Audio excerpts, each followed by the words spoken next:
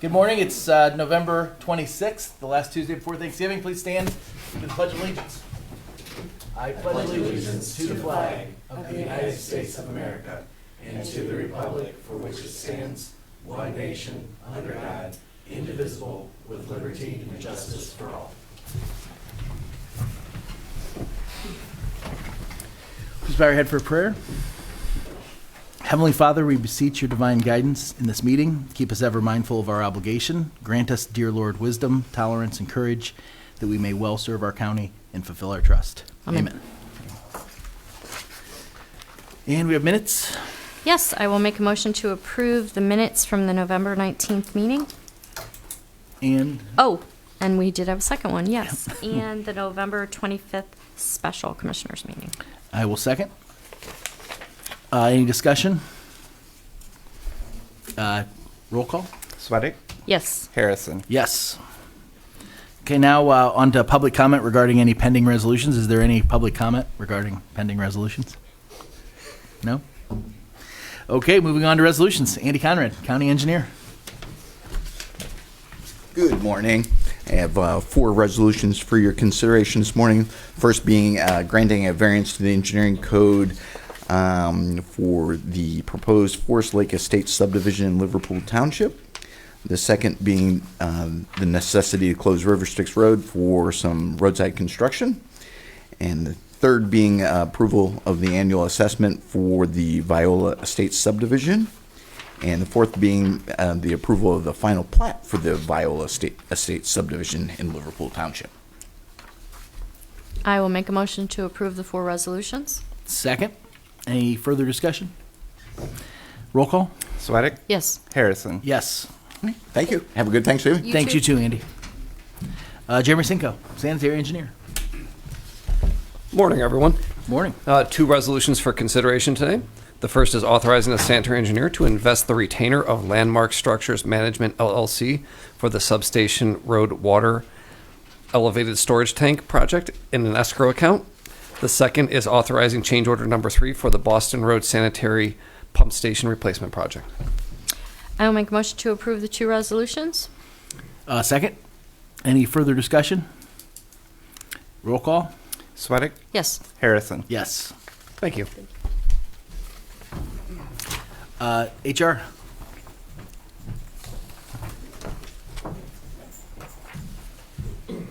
Good morning. Morning.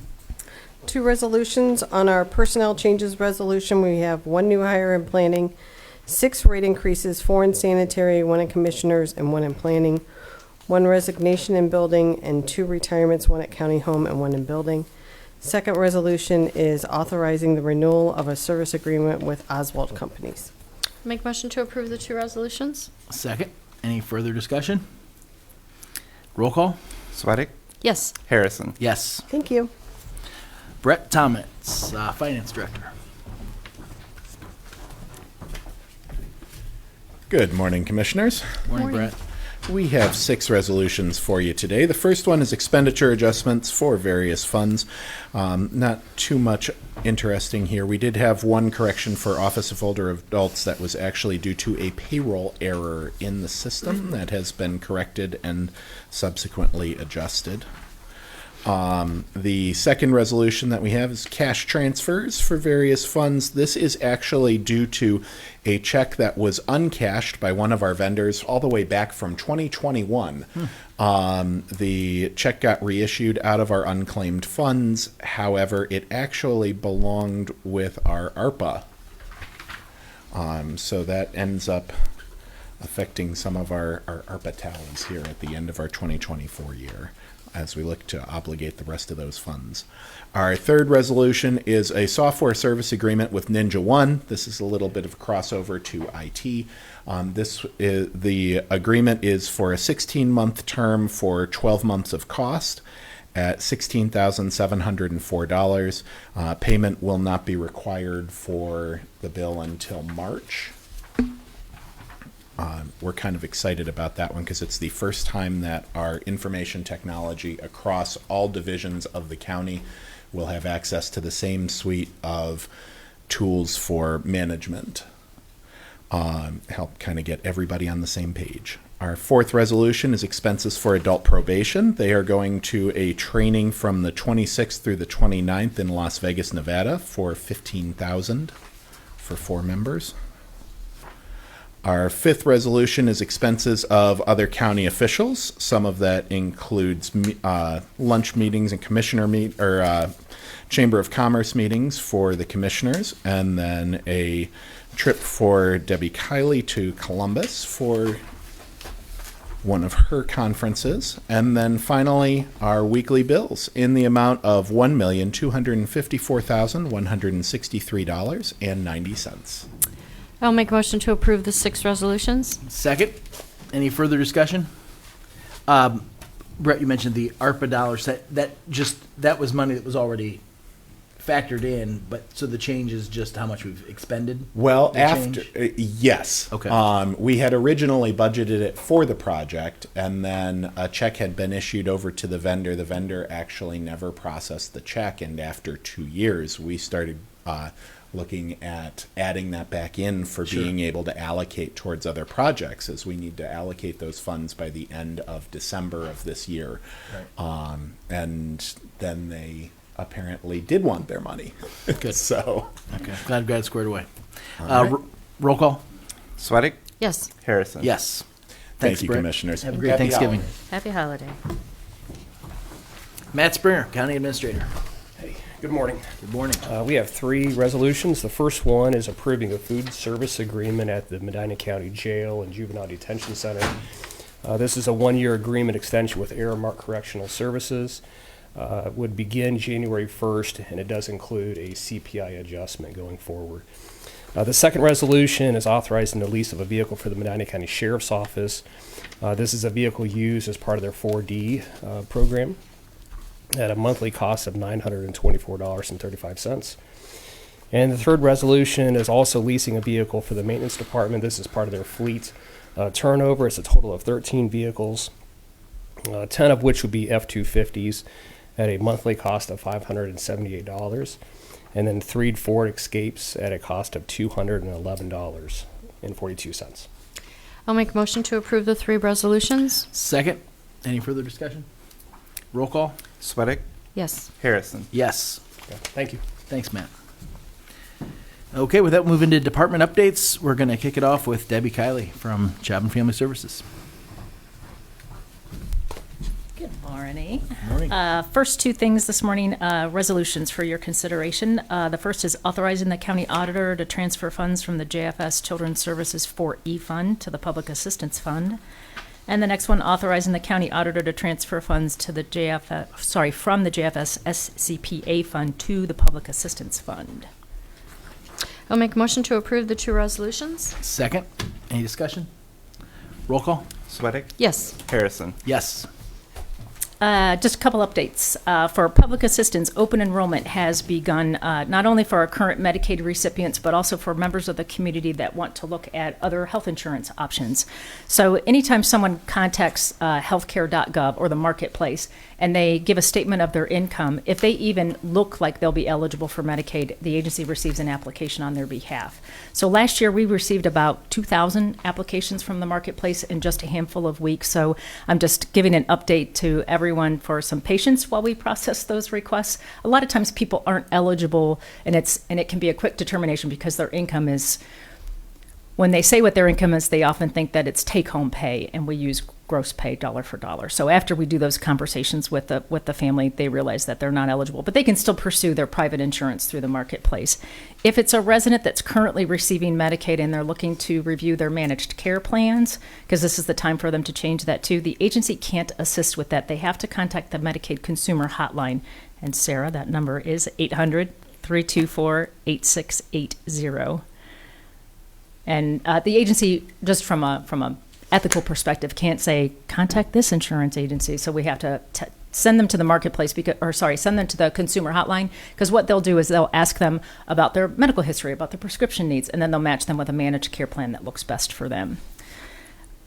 For child support, just a quick update. Their collection year ended 9/30, so it's like their December 31st. It's their end of year. So for the 2023-2024, they've collected over $18 million in current support payments, which represents about 80% of the entire payments that are currently due. And then I'm going to pass this to you guys. I'll discuss this in just a minute. Brian, there's one for you too. For Child Protective, we currently have 105 children in care. 83 of them are in what we call traditional foster homes. 22 of them are currently receiving treatment in either a group home or a therapeutic-like setting. What I've just passed to you is a program called CASA. It's a court-appointed special advocate. Judge Dunn reached out to me and inquired about our collaboration in this effort. We've also reached out to Ashley, the director at the Children's Center, to kind of jumpstart this program. The judge and I are seeing a reduced representation from guardian ad litems. These are people that represent the best interest of the children between basically the court and Job and Family Services. Those guardian ad litems are attorneys, so a lot of times they're doing it for free to represent the children. So we're seeing a reduced effort in that space. So we're hoping that we can jumpstart this program to better represent the children and kind of like our continuum of care. And what the program is designed to do is they develop trained volunteers. So they might be attorneys, but more often than not, they're not. And these children speak up for children that are in our care, and they research a children's circumstances. They facilitate relationships with everyone involved in their continuum of care. JFS caseworkers, the court, medical professionals, teachers, and they just kind of like gather around everyone that's trying to either reunify that child with their family or maybe find a better placement that's maybe not with their parents. And then they continue to advocate for the best interest of the child, kind of monitor our progress. They can participate in court hearings. They can't do anything legally perspective, but they can turn to the agency attorney or to the child's attorney for those efforts. So Ashley in the Children's Center, she got approval from her board to kind of like the fiscal oversight of this, because it can't be JFS and it really shouldn't be the courts. Yep. So she's going to take on that task. We're developing a job description, going to try and find a director for this CASA program, and probably won't be till like May or June that we're doing interviews. So it takes a while to stand up this type of program, but Judge and I are excited to get this started for our families. And last but not least, our toy drive on the 16th was hugely successful. We had a last-minute donation from the Cleveland Clinic. They came in, it was just last week, with what felt like hundreds of gifts for our children in care. So a lot of individuals and community organizations stepped up to sponsor children. They were calling us saying, how many children do you have in care? Can I sponsor any of these children, and what do they want? So every child that's in our care has gifts that they wanted and then some. So I thank the community for making the holidays even just like a little bit better for these kids that are in our care. Yeah. And also you are new members of the Economic Development Corporation. So on the job and workforce front, that's I think a good match too. Yeah, so. Thanks for saying that. Yep. I didn't forget, but forgot to put it in my notes. Harrison's got me. Great. Well, thank you for the updates. Sure. Happy Thanksgiving. You too. Shannon Ride, Transit.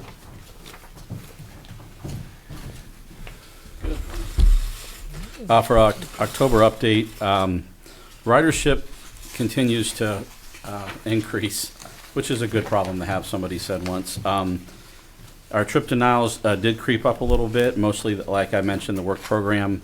We had 31 trip denials, which is a concern because it's up from our average of 20 for the year, but far below what's trending for the last 3 years. We shared some data with employees recently about the ability of the MC Flex to provide more rides and our capacity, but that trip denial, we're going to work towards some improvements in that area for work program, but right now that seems to be our focus. But ridership continues to increase. We're adding riders each and every week, it seems. Our costs definitely have helped us significantly to provide the service more efficiently. I'm happy to say that we're looking at a cost per mile, rather cost per passenger, that is down from last year of average of $37.17 to $31.84. So the cost per passenger really drives that data, which means we're more efficient. We're providing more shared ride service, which helps us in the long run. Costs continue to go up, but our cost per passenger is trending down. So Our agency contacts, we're talking a lot with them because most of the adding we're doing is agency, making sure that we can provide the service that they need, the essential services. And our out-of-county transportation for Job and Family Services seems to have plateaued a little bit, but that's more of a controllable cost we can forecast a little bit better. But all in all, October was a good month. November is very strong as well. Going into the winter months, sometimes there's a little bit less people riding because of the colder weather, but the weather's been nice enough that people are still getting out. I'll share that we're working, I'll have a resolution next week for update our Title VI program. And then we're working on a bus purchase, which is exciting for us. We're taking a lot of input from our employees and our supervisors about what they're looking for with type of vehicle, size, capacity, things like that. And we'll work on, I'll have a resolution to place that order, hopefully before the first of the year and kind of get in before everybody, the big rush after the first of their annual year. So that's the plan. Also good staffing.